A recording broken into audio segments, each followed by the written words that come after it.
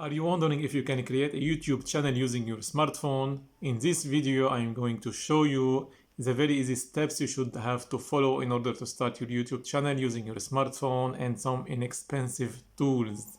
Hi, my name is Adnan Fakhruddin and welcome back to our channel. Using your 4 years old smartphone, using your 4 years old smartphone to start scripting, filming, editing, and uploading videos to YouTube is enough. But there are a few preliminary steps to follow before starting filming and uploading. You should have first a Gmail and open a YouTube account. Also, experts recommend taking a tour regularly to professional YouTubers channel to take a look and getting some content ideas. After finishing these steps, we can move forward. So what are the equipment that you should have in order to start filming? After you have finished visiting the famous YouTuber's channel, of course, you will come back with some questions about how expensive are the equipment used for filming and about the quality of the content. But don't worry, the majority of the top YouTubers started out with videos that were recorded from their smartphone, so you don't have to buy an expensive one. Compared to the high quality camera you are thinking about, your smartphone has a very high quality camera that you can rely on filming and getting the best result, even better than a high expensive professional camera. As I previously said, in addition to your smartphone, you need some inexpensive tools to help you making a good quality video, like for example a tripod. Good YouTubers pay attention to things like image stability, lighting, picture composition, and sound quality. They start by mounting the smartphone on a tripod, like I'm doing, because a stable image looks better than one created with an unsteady handheld camera.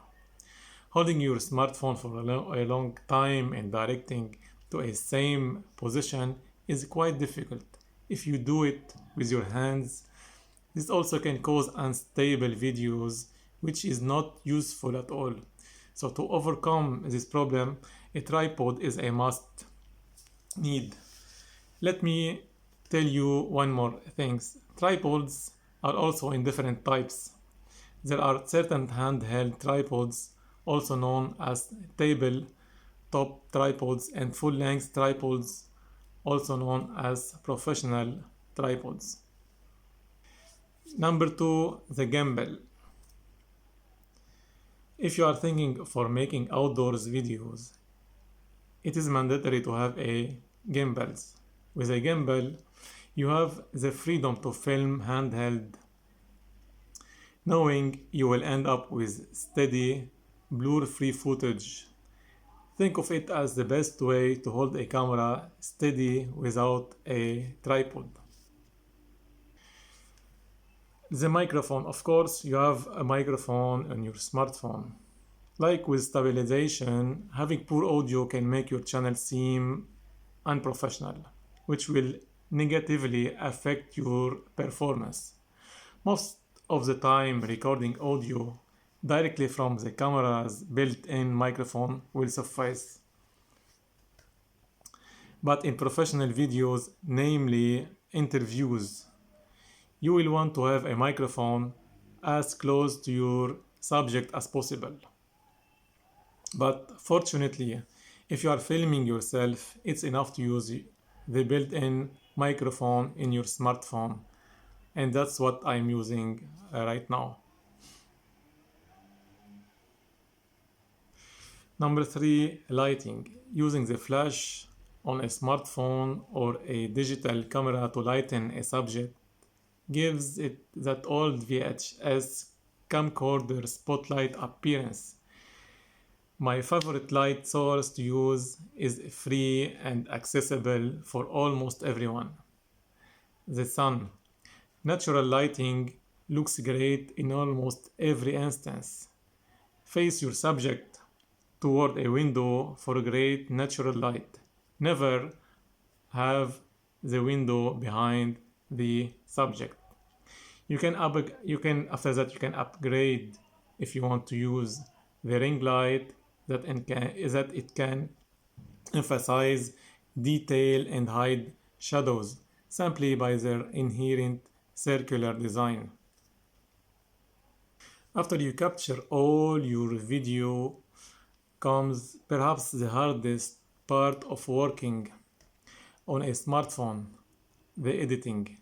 The reason post-production is difficult is because video editing is something that was designed to be handheld by desktop computers with plenty of power and shortcuts to get you through the process with precision and speed. Smartphones must take a couple of shortcuts, but this is not necessarily an issue since there are plenty of modern apps that can get you through an edit in no time at all. For iPhone owners, editing can be as simple as throwing your footage into iMovie and beginning and finishing everything in that software. For Android, you can download an app from a plethora of options and get everything from simple options to near professional level editing suites. Pick something you feel comfortable with and just hop right into it. You will want to jump into your major content quickly. If screenwriters are concerned about the first 5 pages of their feature, this is shrunk down to mere seconds when it comes to online content.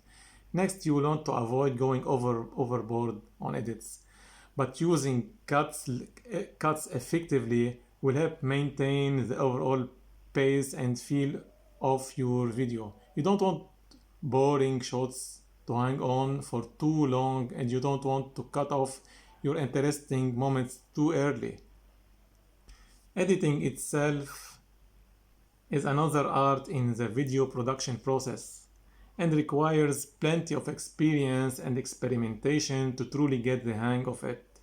Make multiple versions and show them to your friends to see which style they prefer before publishing if you have a moment.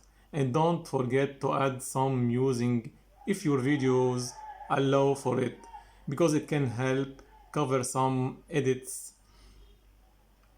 and some out sound, as well as add another interesting aspect to the overall piece.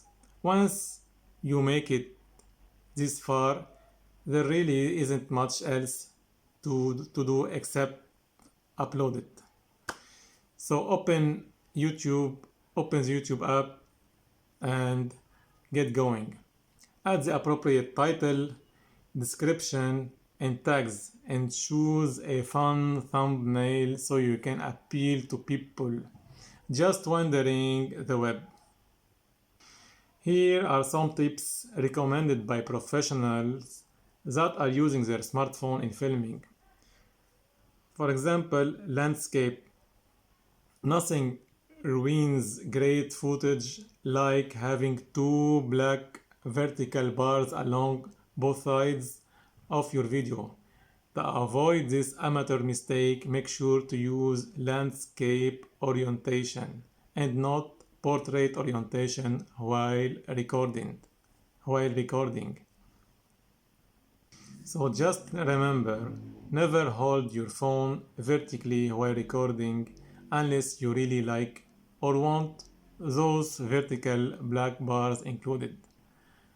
Pocket length. Hopefully some of these steps will help you get started producing your own vlog or video series for YouTube, even if you don't have the latest and greatest cameras to help you out.